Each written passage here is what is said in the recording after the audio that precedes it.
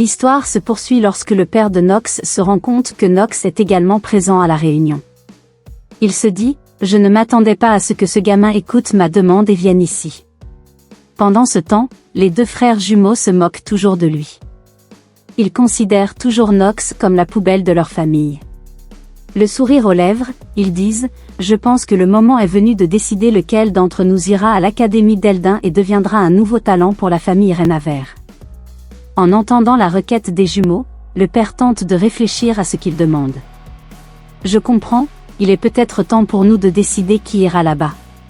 L'Académie d'Eldin est l'endroit le plus important du pays d'Iner lunatique, car l'histoire de ce pays se concentre sur les cadets qui combattront différentes sortes de démons, et pendant leur séjour à l'Académie, ils devront faire face à de nombreux événements inattendus.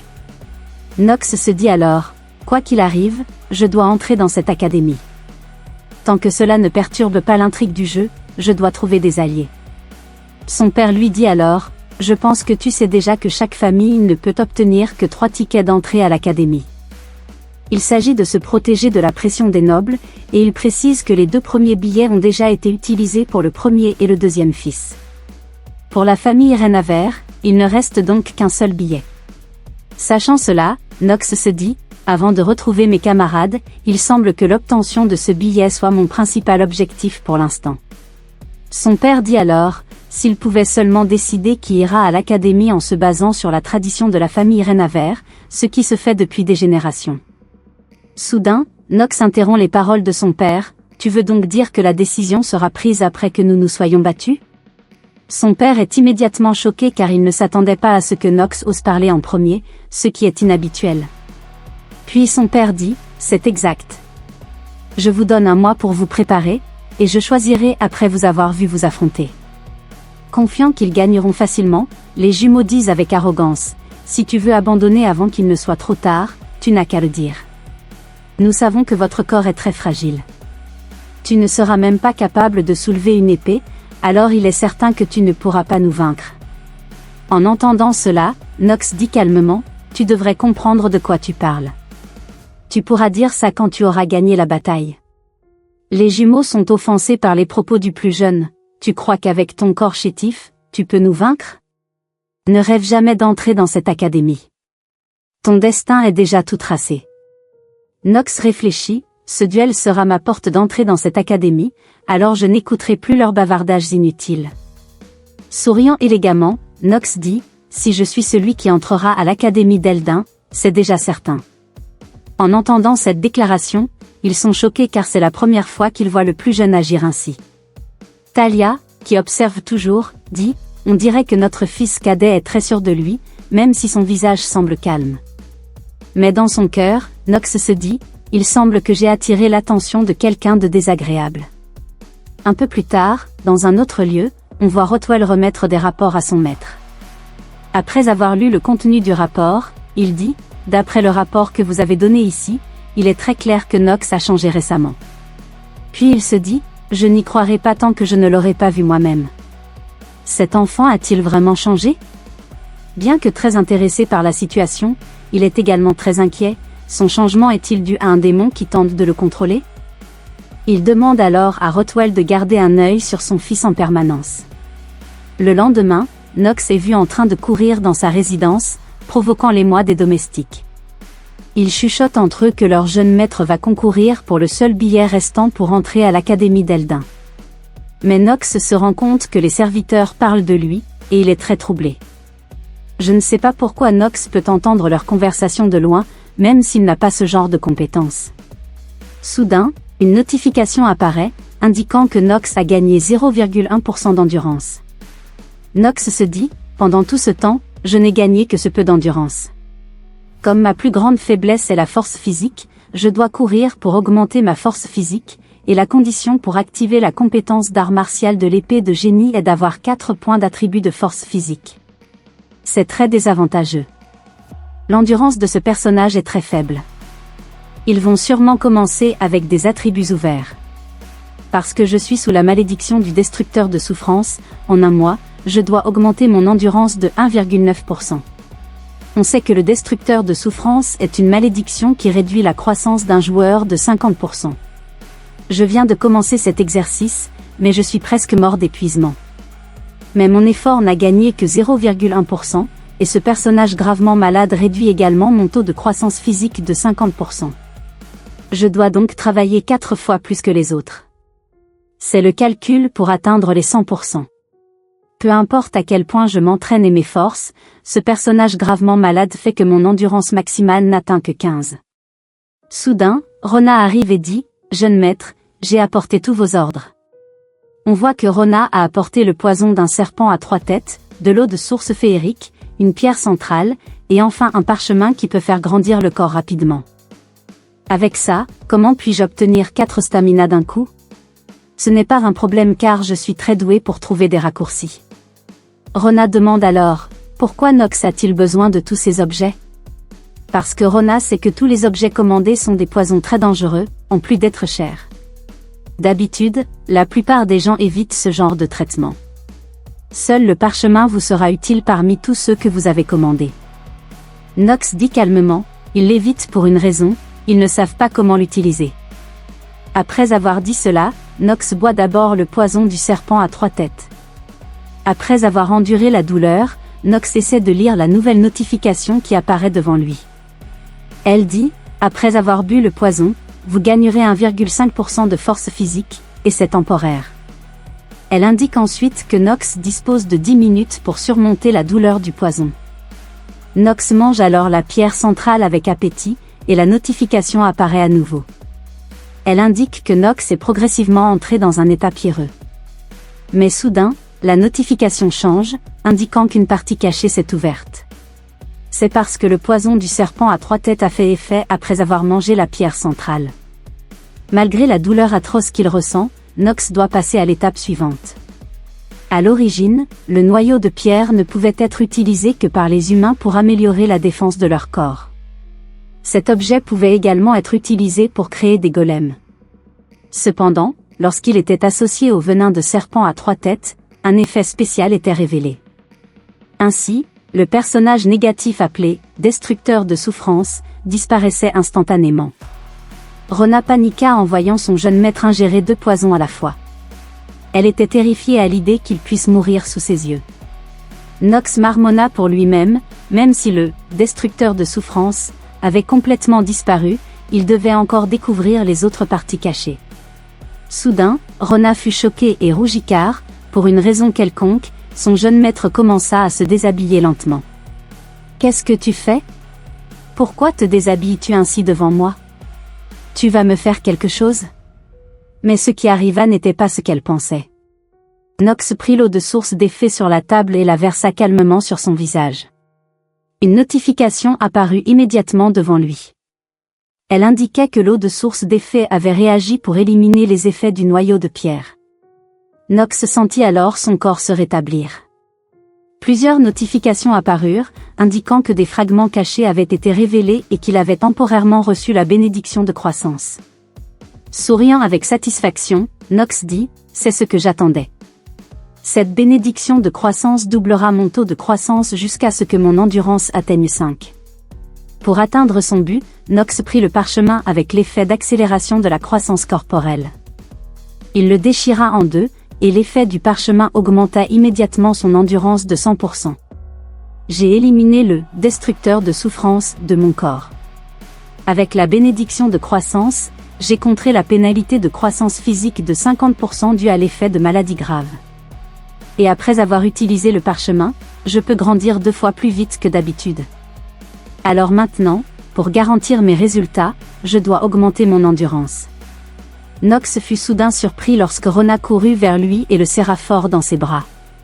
Elle avait l'air très paniquée et dit, « Jeune maître, vous allez bien?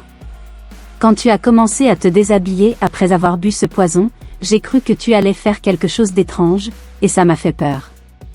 Vous devriez vous reposer, ou devrais-je appeler Maître Rothwell pour qu'il vienne vous voir? » En souriant, Nox dit, « Tu n'as pas à t'inquiéter car je vais bien. Ne t'ai-je pas dit que j'étais très doué pour utiliser des choses que les autres ne peuvent pas utiliser correctement ?» Lorsque Rona lui demanda ce qu'il comptait faire ensuite, Nox répondit avec désinvolture, « Ce que je veux faire maintenant, c'est augmenter mon endurance.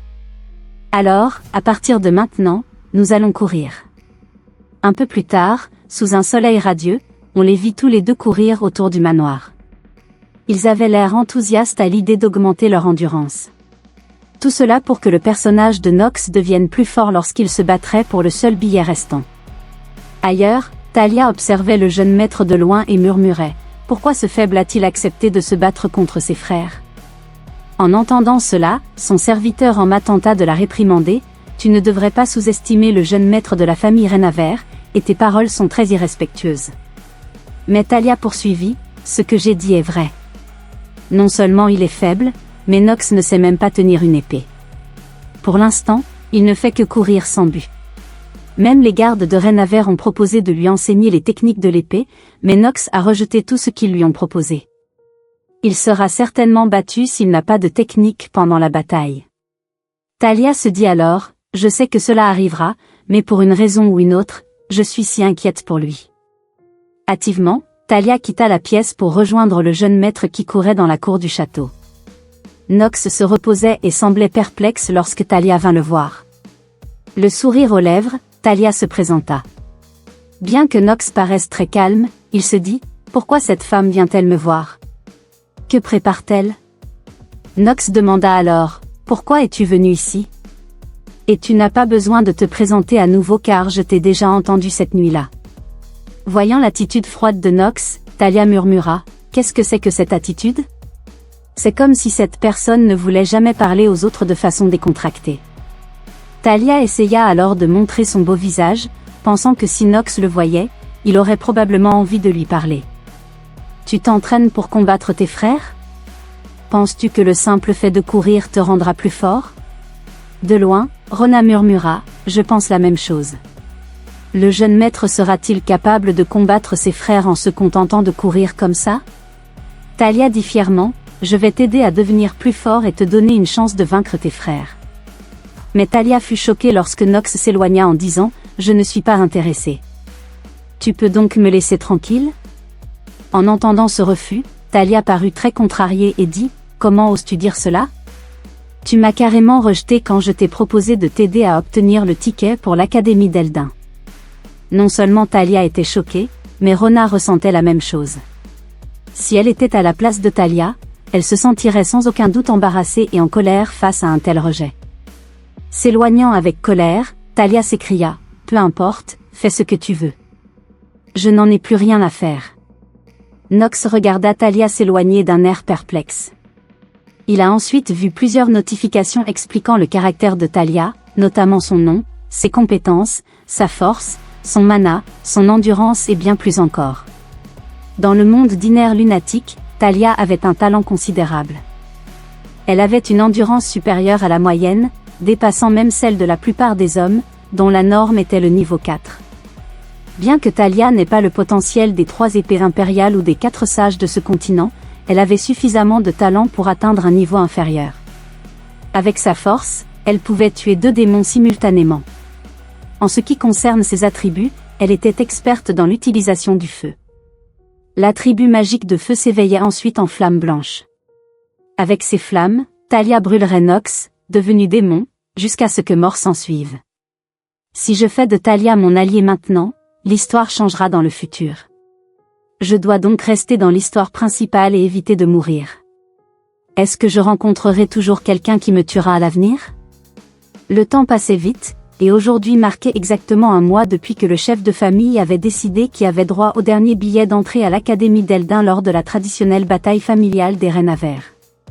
Talia traversa la pièce, le visage abattu alors qu'elle se souvenait des chevaliers qui l'avaient félicité pour avoir appris rapidement les techniques d'épée de la famille Renaver. Ce qui la mettait mal à l'aise, c'était l'un d'entre eux qui disait qu'elle avait un talent qui convenait à la famille Stellinor. Talia murmura, « Ils ne connaissent pas la vérité. Si j'avais le talent de la famille Stellinor, pourquoi n'ai-je pas pu vaincre ma sœur? D'un seul coup, elle a pu briser mon épée.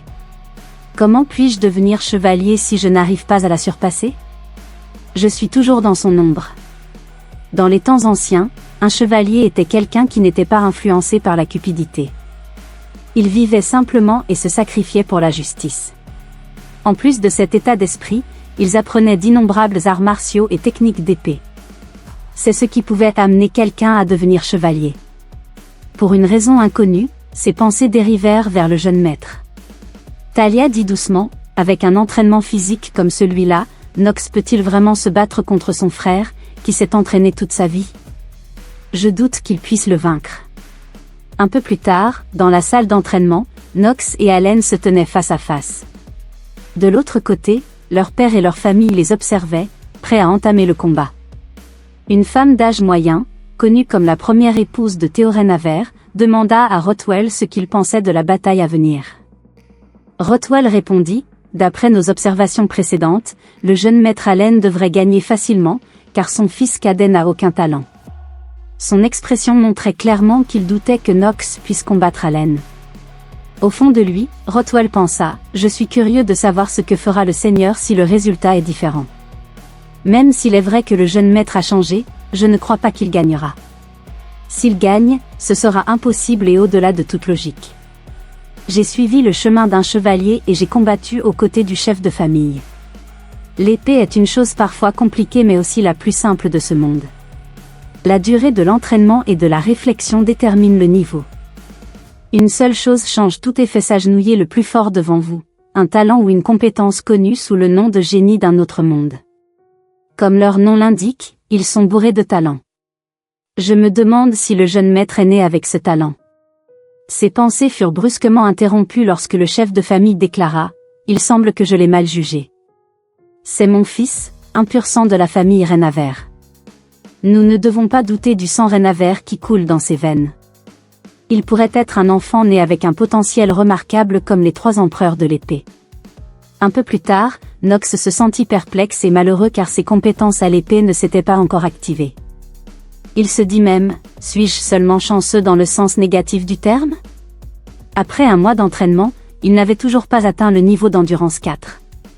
Il y a un jour, alors qu'il s'entraînait pour augmenter son endurance, après un mois d'effort, il n'avait réussi à augmenter son endurance qu'à 3,8.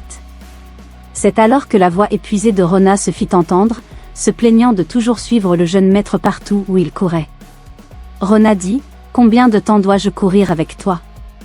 Nox répondit avec désinvolture, « En tant que servante, tu dois suivre ce que je te demande, même si cela signifie que tu dois courir toute la journée. D'ailleurs, qui m'aidera si tu ne me suis pas? Et puis, tu viens de me maudire dans ton cœur, alors considère que c'est ta punition. » En entendant cela, Rona fut choquée. Même si c'était vrai, elle se demandait comment le jeune maître pouvait savoir ce qu'il y avait dans son cœur. En l'observant, Nox se dit, avec ça, l'endurance de Rona devrait aussi augmenter. Nox utilisa alors son œil de sagesse pour voir le niveau d'endurance de Rona. Instantanément, Nox fut contrarié car l'endurance de Rona était plus élevée que celle d'un homme moyen. Qu'est-ce que la famille Renaver a fait pour que cela arrive? Je ne m'attendais pas à ce que Rona ait un statut de départ plus élevé que le mien, statut que j'ai atteint après un mois d'entraînement. C'est vraiment injuste. Comme il s'était entraîné toute la journée, Rona lui demanda de se reposer pour récupérer son énergie, car demain après-midi avait lieu le combat contre Allen. En entendant cela, Nox pensa, alors, c'est demain. Que dois-je faire dans mon état actuel? Je n'ai plus le temps. L'histoire passe ensuite à Allen, qui est persuadé de pouvoir vaincre facilement le plus jeune des fils. Avec arrogance, Allen dit, « Et si tu abandonnais maintenant? Même si tu es une ordure dans cette famille, tu restes mon petit frère. Je n'aurai pas le cœur de te battre ou de te faire du mal. » Nox répondit, « Arrête de faire semblant. D'après ton expression, il est clair que tu veux me battre et montrer tes talents devant tout le monde. » Au lieu de nier, Allen se contenta de rire. Il semble que mon jeu d'acteur soit facile à percevoir. Honnêtement, je veux faire bonne figure devant la princesse de la famille Stellinor. Ignorant les divagations d'Allen, Nox pensa, l'endurance d'Allen est de niveau 8. Il n'y a aucune chance que je puisse le battre par des moyens normaux. La voix du juge retentit alors, avec un ticket en jeu, qui gagnera le droit d'entrer à l'Académie d'Eldin?